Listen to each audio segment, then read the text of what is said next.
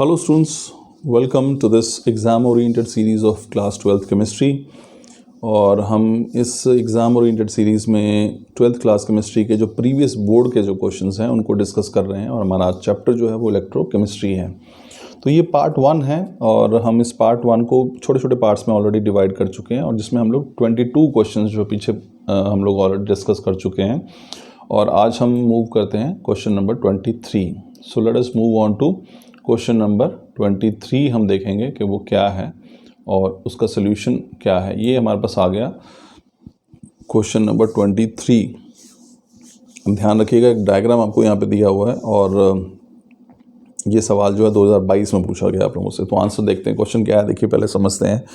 Question है answer the following questions on the basis of given figure. कि जो figure आपको यहाँ पे दिया हुआ है इसके बेसिस पे आपको बताना है, कुछ क्वेश्चंस के जवाब देने हैं। पहला क्या है, पहला क्वेश्चन है define the process depicted in this figure. इस फिगर में जो प्रोसेस दिखाया गया है ये हमारे पास प्रोसेस क्या है, इसका नाम क्या है, या प्रोसेस बेसिकली हो क्या रहा है यहाँ पे। सेकंड क्वेश्चन जो इस पार्ट का, can this process be use for coagulation of lyophobic sols. तो लायोफोबिक सोल्स हैं हमारे पास, क्या हम उसके कोगुलेशन के लिए उनको इकट्ठा करने के लिए हम यूज़ कर सकते हैं। और थर्ड क्वेश्चन पूछा गया व्हाट इज़ कोगुलेशन, कि कोगुलेशन है क्या, ठीक है ना।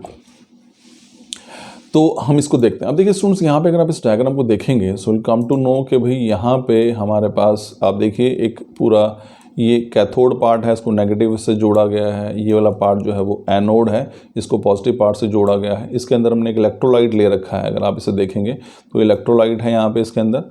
और यहाँ पे अगर आप इसे देखेंगे तो विल कम टू नो कि एक्चुअल में कुछ नहीं हो रहा। हमारा जो मेथड है यहाँ पे वो इन इलेक्ट्रोड्स को, सॉरी जो इलेक्ट्रोलाइट के जो रिस्पेक्टिव आयंस हैं उनको अलग अलग इलेक्ट्रोड पे भेजने की तैयारी कर रहे हैं हम लोग। जैसे एक हमारे पास ये इसके अंदर एक इलेक्ट्रोलाइट है, ए पॉजिटिव और बी नेगेटिव है।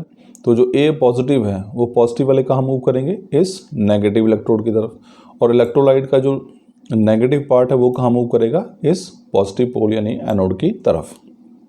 तो ये कुछ नहीं है, this is nothing but this is the movement of particles of electrolyte towards opposite pole. देखिए क्या है, movement of colloidal particles under the applied electric potential. तो हमने एक पोटेंशियल अप्लाइड कर दी है, एक तरफ बैटरी का नेगेटिव टर्मिनल, पॉजिटिव टर्मिनल, इसमें इलेक्ट्रोलाइट लिया है तो वो अपोजिट आयंस की तरफ मूव करेंगे, ठीक है। अब सेकंड क्या है, can this process be used in coagulation of lyophobic sols. अब देखिए स्टूडेंट्स, ये चैप्टर आपके पास पहले था सरफेस केमिस्ट्री का, जिसमें आप दो तरह के सोल्स पढ़ते हैं, लायोफोबिक एंड लायोफिलिक।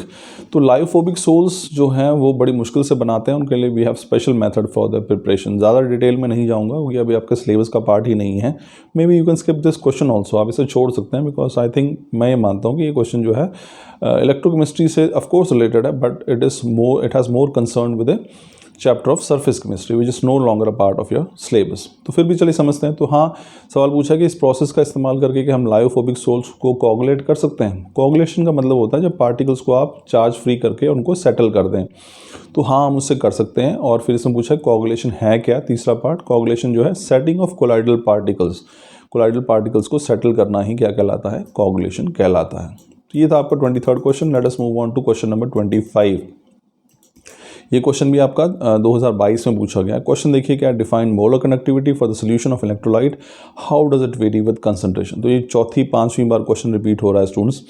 तो क्वेश्चन देखिए क्या है कि मोलर कनेक्टिविटी क्या है। जितने भी अगर आप किसी भी सिंपल भाषा में देखिए मोलर कनेक्टिविटी है क्या, जब भी आप किसी इलेक्ट्रोलाइट का 1 मोल डिसॉल्व करते हैं, ठीक है ना, और उसके जो आयंस 1 मोल के डिसोसिएट होने से जो आयंस बनेंगे उनकी जो कंडक्टिविटी होती है वो कहलाएगी मोलर कंडक्टिविटी। तो 1 मोलर सोल्यूशन के अंदर जितने भी आयंस बनेंगे इलेक्ट्रोलाइट के उनकी कंडक्टिविटी कहलाती है molar conductivity. So what is molar conductivity, it is the conductivity of solution observed in 1 molar solution.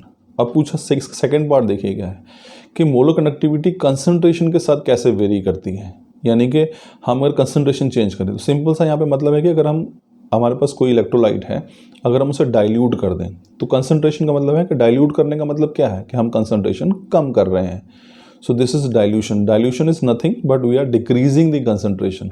तो हम ये देखेंगे कि डाइल्यूशन करने पर जब कंसंट्रेशन को हम डिक्रीज कर रहे हैं तो मोलर कनेक्टिविटी पे क्या फ़र्क पड़ेगा। तो देखिए क्या है, molar conductivity decreases with increase in concentration और molar conductivity increases with dilution. तो जाहिर सी बात है, मैंने आपको पहले ही बताया था कि मोलर कनेक्टिविटी जो है वो अगर कंसंट्रेशन मात्रा बढ़ाओगे तो मोलर कनेक्टिविटी कम हो जाएगी, लेकिन अगर आप ज़्यादा पानी मिला दोगे तो मोलर कनेक्टिविटी बढ़ जाती है, क्योंकि पानी के मिलाने से जो डिग्री ऑफ डिसोसिएशन है, जो आयंस के टूटने की क्षमता है वो बढ़ जाती है, नंबर ऑफ आयंस बढ़ जाते हैं, जिसकी वजह से कनेक्टिविटी भी बढ़ जाती है।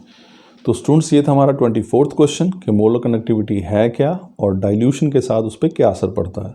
तो एक मोलर सोल्यूशन इलेक्ट्रोलाइट की आयंस जो भी बनेंगे उनकी कनेक्टिविटी जो होगी वो कहलाएगी मोलर कनेक्टिविटी, और मोलर कनेक्टिविटी जो है वो इंक्रीज़ कर जाती है डाइल्यूशन पे, क्योंकि नंबर ऑफ आयंस या फिर डिग्री ऑफ डिसोसिएशन जो है वो बढ़ जाती है। तो हम श्योर स्टूडेंट्स आपको ये क्वेश्चन समझ में आएगा। 25th क्वेश्चन को हम अगले वीडियो में देखेंगे। Thank you.